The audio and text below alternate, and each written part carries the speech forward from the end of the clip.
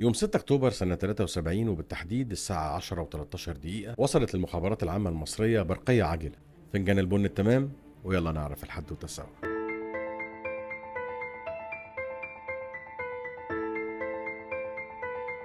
والمعلومات اللي في البرقية دي كانت ممكن تعطل سير العملية والحرب بالكامل، علما بأن الجاسوس اللي بعت البرقية كان محاط بالتأمين والسرية الكاملة، وكان من أخطر وأمهر الجواسيس المصريين داخل إسرائيل. نص البرقية بالتحديد كان بيقول إن السربين 109 و116 جوي بالإضافة لسرب الهليكوبتر 124 وصلوا قاعدة رامات دافيد.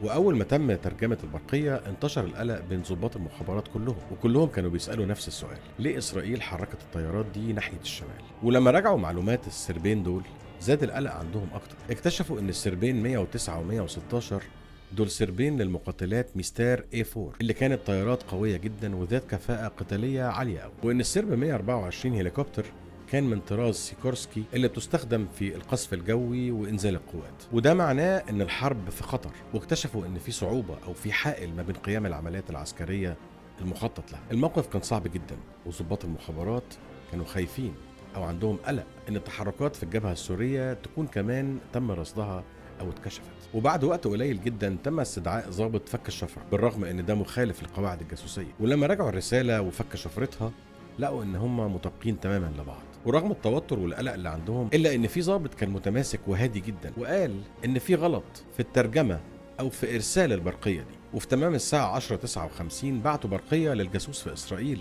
بيستفسروا منه عن محتوى الرسالة. عامل الرسالة فضل يبعت الرسالة لمدة 7 دقايق، والساعة 11:28 وصلتهم برقية مشفرة جديدة من الجاسوس. وبعد فك شفرتها اكتشفوا الغلطة اللي كانت ممكن تؤدي إلى إلغاء العمليات العسكرية والحرب بالكامل. الجاسوس لما كتب في البرقية الأولى إن الطيارات وصلت قاعدة رامات دافيد كان المفروض يكتب إن الطيارات موجودة بالفعل، وهو شاف الأسراب دي يوم 4 أكتوبر لما زار القاعدة، وساعتها افتكر إن هي جديدة أو وصلت جديدة للتو. وبعد البحث من ضباط المخابرات في الموضوع اتأكدوا إن الطيارات دي كانت موجودة بالفعل في قاعدة رامات دافيد وما وصلتش قريب. بالتالي اطمنوا وابتدوا يستعدوا للعمليات العسكرية المخطط ليها. وفي الساعة 2:04 كانت أول موجة للطائرات المصرية اللي انطلقت على ارتفاع 15 متر بس فوق سطح الأرض. وفي الساعة 2:05 سمعت كل الوحدات العسكرية كلمة السر بدر بتتردد 3 مرات، ودي كانت بداية الهجوم المصري المفاجئ على إسرائيل في سيناء.